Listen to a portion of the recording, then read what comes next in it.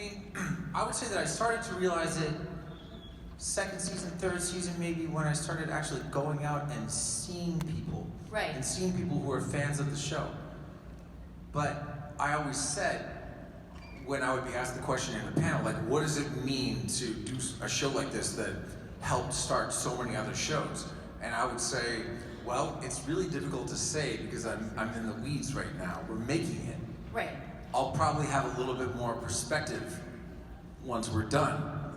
And that is starting to happen because for the first time ever, people are coming up and going, thank you so much, and they're talking about the show in the past tense. The question that I have is there a DC character, hero, or villain that you didn't get to in Arrow or the Arrowverse that you would have liked to have seen your characters interact with? Oh, someone that they didn't have the chance to interact with, but someone in the DC universe that Correct. liked to see, maybe. Yeah, I mean, you know, we could have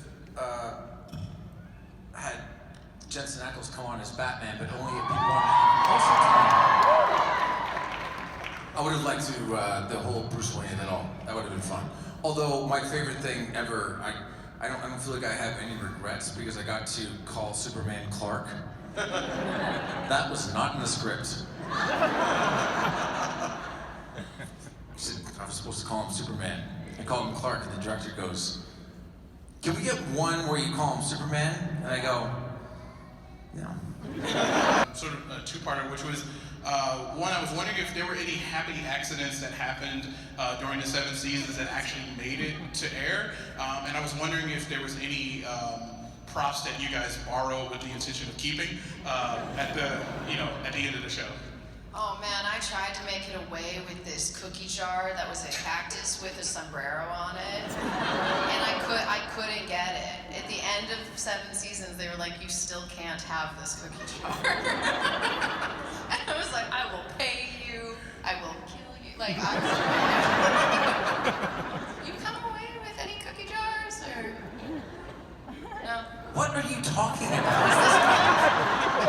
Where was it? It was in one of the crosswords. We were in the cabin. There was the taxidermy bullhead on the wall. Like, there was a lot of stuff going on, and I was like, that margarita cookie jar is coming home with me.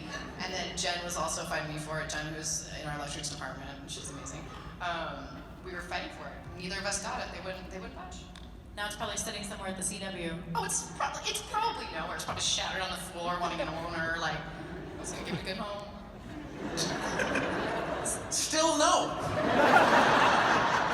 When you end a television show, and this is a real thing, I don't know why they do this, but they take every single prop that has ever been involved in the show, anything of significance, and they start cataloging it. And they put it in the Indiana Jones and the Raiders of the Lost Ark warehouse somewhere. And that's it. Like, the only time that I was able to take anything other than stealing the bow from the pilot, which I have. A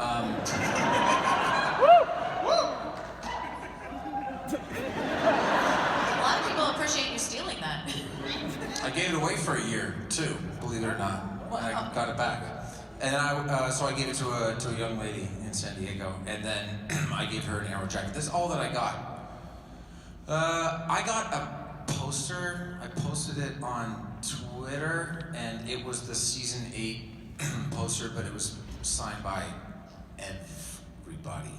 And frankly, that's all that I needed. My question to you is, now, I love the Arrowverse. Ever since Smallville ended, you guys showed up, I'm like, oh, what's this? Oh, man, I love it. You have failed this city. I love it so much. But my question to you is, as actors, what was it that you looked into to play the characters that you played? How much of that was character decisions made by you, made by inspiration, or just you being told what to do by the directors? The last thing. Really, that's it? Yeah, no, actually, straight up. When it came to the pilot, it was directed by David Nutter, and he's the greatest television director that's ever lived. Is that right? Yes. Hang on. Yeah. And we had, Greg Berlanti has turned out to be relatively smart, and our EPs, just in general, that I knew what they wanted, and I just wanted to listen to them. And in the early going, I was very much just, the character was supposed to sort of be a little bit more quiet, a little bit more reticent, and that was intimidating to me because I didn't want the character to come across as being wooden. But it really was about just listening to what they wanted.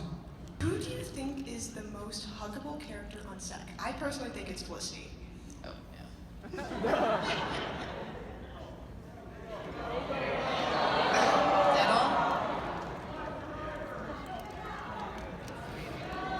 You know that I've never hugged Paul Blackthorne? That sucks for really you. want to. Yeah. He's a good hugger. You know who's a tremendous hugger? The most huggable person, I think, is Juliana. She's such a good hugger.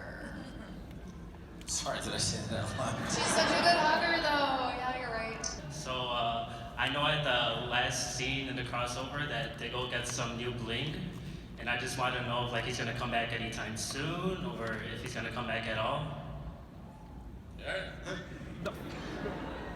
I have absolutely no idea. I haven't spoken to anyone that's involved in the production in 5 months. Not on purpose. Life Hang ensues. on, Aaron, did you cover your ears? I'm dead. What is the weirdest question you guys have ever been asked at like a con or an interview?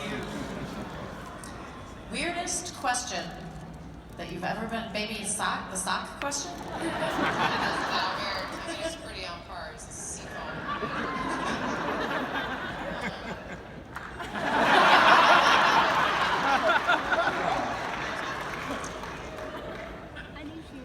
Would you rather have finger-sized legs or leg-sized fingers?